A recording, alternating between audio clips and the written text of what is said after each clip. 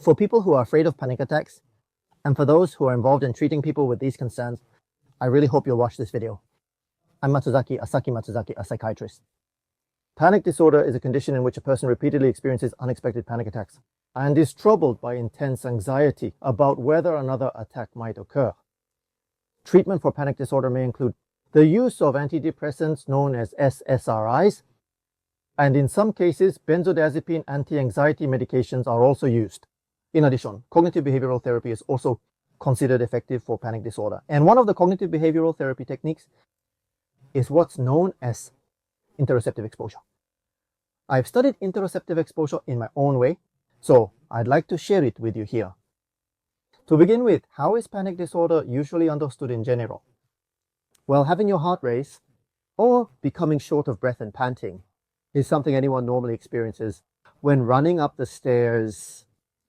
People with panic disorder mistakenly perceive such very common physical symptoms as signs that something terrible is about to happen, that they might lose control or that they might even die. In other words, as signals that a catastrophic event is imminent. They equate these ordinary bodily sensations with real physical danger. This is a key feature of panic disorder. In a sense, panic disorder can be described as a phobia of one's own bodily sensations. Anxiety causes shortness of breath and palpitations, and then feeling anxious about that shortness of breath and those palpitations creates a vicious cycle. That is what panic disorder is. One way to reduce the fear associated with panic disorder is interoceptive exposure. Interoceptive exposure involves deliberately and repeatedly inducing bodily sensations similar to those experienced in panic disorder and gradually becoming accustomed to them.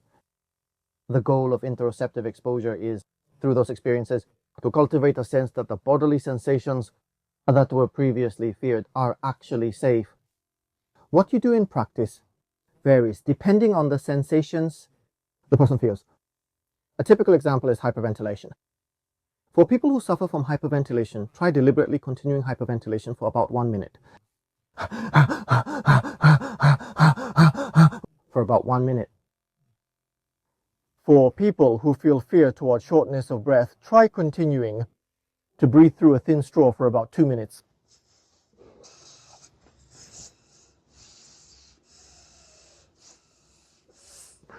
Like this. For people who feel fear toward a pounding heartbeat, by going up and down stairs, doing squats, or engaging in intense strength training briefly, try creating that pounding sensation. For people who feel fear toward the sensation of dizziness, get on a rotating chair and spin around and around and around and around and around and around and around and around for about 1 minute. If there isn't a rotating stool, some people choose to shake their head instead. For people who feel fear toward the sensation of blood rushing to the head or the sensation of feeling faint, sit down, place your head between your knees, wait for a while, and then after about 1 minute, raise your head and even stand up. Then experience the lightheaded sensation as the blood seems to drain away. That can also be a good option. Well, when spinning around or standing up, please make sure to do this in a place where you have something to hold on to so that you don't fall. This isn't something that people around you force you to do because they think this must be good for you. It's not something you're made to do. Even with bungee jumping, if someone else pushes you off against your will, it's nothing but terrifying.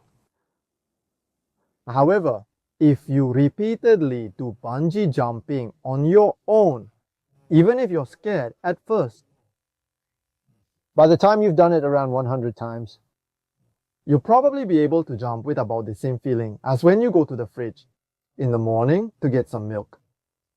Exactly. When you repeatedly practice interoceptive exposure on your own, the anxiety toward the bodily sensations that occur during a panic attack becomes less likely to arise. Even if those sensations begin to arise a little, if no fear is felt toward them, the vicious cycle doesn't get triggered. You may also incorporate interoceptive exposure into your daily routine. However, for example, in the case of hyperventilation exposure, some reports suggest that it may be more effective to thoroughly perform about 1 minute of hyperventilation 8 times in a row, with 15-second breaks in between, continuing until the anxiety subsides. In that case, it may be better to first challenge it intensively in a setting where a doctor, nurse, or therapist is present, and then work on it on your own every day afterward. Personally, I don't have extensive experience using interoceptive exposure as a full-scale treatment. However, it doesn't require any special equipment or facilities, has few side effects aside from the discomfort experienced during practice, and can be used in addition to other treatment approaches such as medication therapy, which can be considered an advantage. And it is said to lead to a more fundamental recovery. If you're currently receiving treatment for panic disorder at a medical institution, it would be better to consult with a doctor who is currently treating you first. As for interoceptive exposure, at least in Japan, there are still many doctors who are not familiar with it. In that case, it might be helpful to share the existence of this video with your doctor. That's all.